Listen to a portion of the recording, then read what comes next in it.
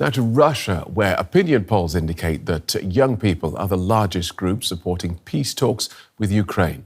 And a growing number of young musicians are choosing to show their opposition to the war through song. Some street performances have gone viral, but the young artists are risking fines and jail time for defying the Kremlin.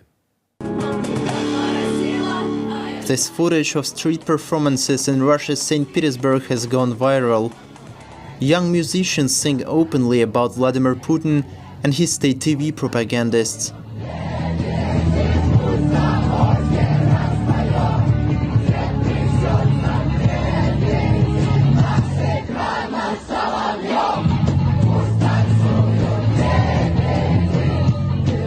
For these concerts, a Russian court jailed 18-year-old Diana Loginova, also known as Naoko, and two members of her band. They were accused of organizing an unauthorized rally. And right after Loginova served 13 days in detention, a new hearing. The new charges against her focus on the lyrics. The police say they discredit the Russian army. In this song, written by an exiled Russian singer, Loginova addresses a Russian soldier.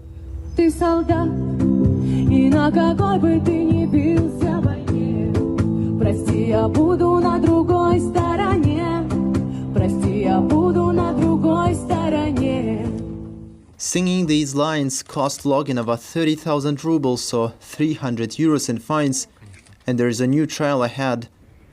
Well into the fourth year of Russia's war on Ukraine, thousands of Russians have been convicted of discrediting the army. Street concerts by Loginova and her band Stop Time went viral after they began performing songs by artists labeled as foreign agents in Russia. The Kremlin gives that label to artists, influencers and journalists who criticize the authorities. Many have been forced to flee Russia to avoid imprisonment for their work.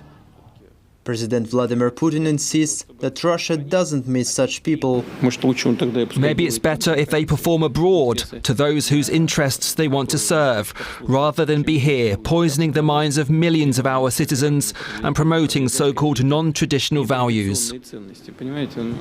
Young Russians have shown unprecedented support for Loginova and her band. Street musicians in cities across Russia have performed the songs of the designated foreign agents and shared videos with hashtags like Free Naoko and Music is not a crime. This young man, Yevgeny Mikhailov from Yekaterinburg, was arrested for such a performance, accused of discrediting the Russian army.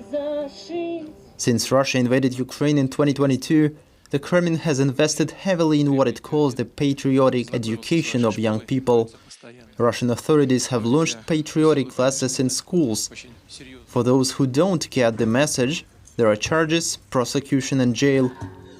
Recent polls show that young Russians are the largest group supporting peace talks with Ukraine.